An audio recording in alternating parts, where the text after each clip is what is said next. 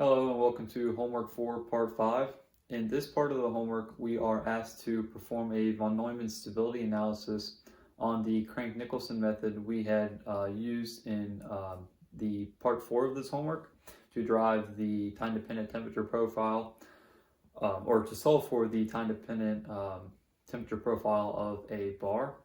So what we're going to start with first here, essentially what we want to show here is that we do indeed have no constraints on either the values of dx, our position step, or our time step dt when using this method. So we want to show that there is full stability. So what I have here, and so this expression right here relating our temperatures at some next time step to the temperatures at a previous time step, this expression we had talked about a little bit more in detail in part 4. And these temperatures, again, at J plus 1 and at J here, I believe that we had solved for these in part 2 of the homework. So if you would like to have a refresher on where these came from, we can go back there and look at that video.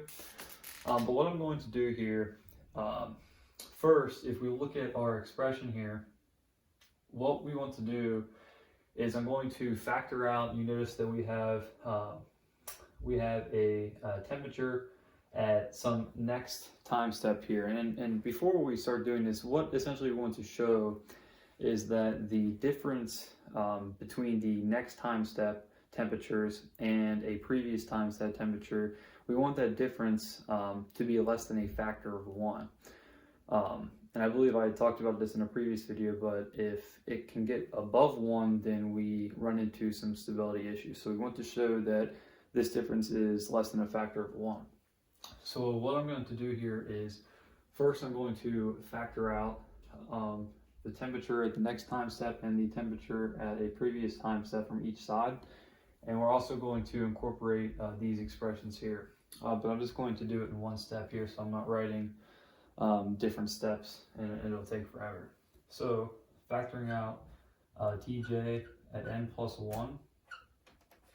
This will leave us with negative u at e to the ik delta x. We will be adding 1 plus 2u, and we will subtract u e to the negative ik delta x. Okay, so this is our left side.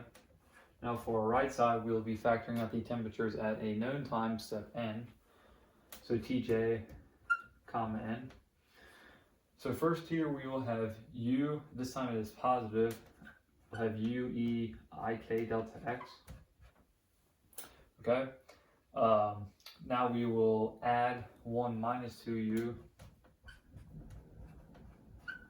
And next we will be adding ue to the negative ik delta x. So I think we look good here. So one thing that we can take another look at, and we used this when we performed a von Neumann stability on the explicit differencing method that we used earlier in this homework series, is the Euler's formula here. So when using this, what we can say here is that e to the ik delta x plus e to the negative ik delta x will be equal to 2 times the cosine, and what we have is k times delta x. Okay, so what we can do here is divide across, so we can isolate the temperatures here at a next time step. So we will have Tj at n plus 1 is equal to Tj at n. And dividing across, on the numerator, let's see, we will have 2 times u cosine of k delta x, and we will be adding 1 minus 2u, excuse me. The denominator, we will take out the 1 plus 2u here first. And let's see here, we will be subtracting, right? Subtracting 2, same thing, 2u cosine k delta x. Okay. So now what we can do is just make this a little bit more pretty, a little bit of algebra work here. So equals to tj comma n. So what we can do is here distribute, and at the front here, what I'm going to put is 1 plus 2u, and this will be multiplied by cosine of k delta x, and we will be subtracting 1. So cosine k delta x minus 1. On the bottom, we still have our 1 plus 2u, and we will have a 1 minus cosine of k delta x.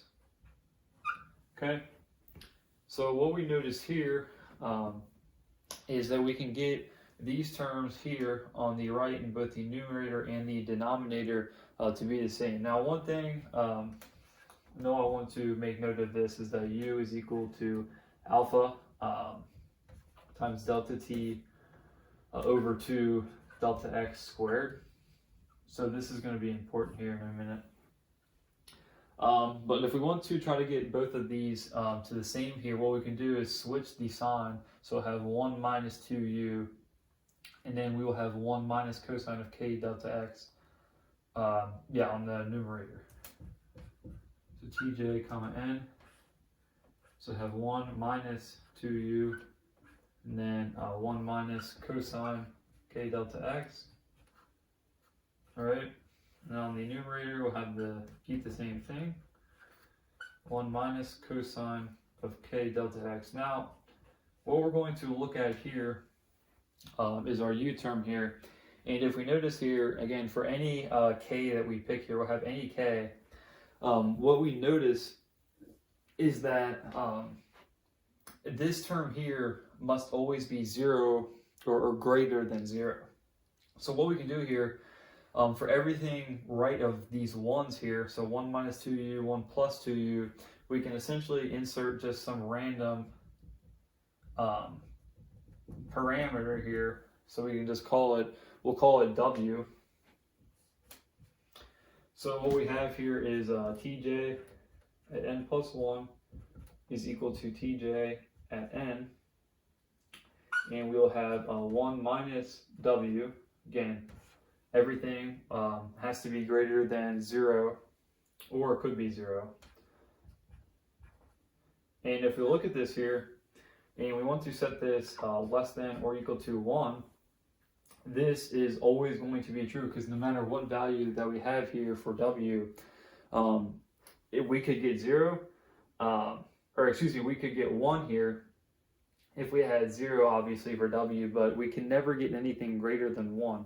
So this here proves that the temperatures at the next time step, so n plus 1, with respect to the temperatures at a previous time step n, that there is a difference between the two that is no greater than a factor of 1.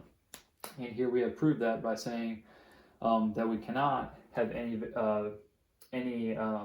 we can't satisfy this in any way, shape, or form that will make this expression greater than 1.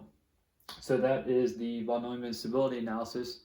We have performed this from the Crank Nicolson method. So that will conclude part 5 of this homework. Thank you for watching.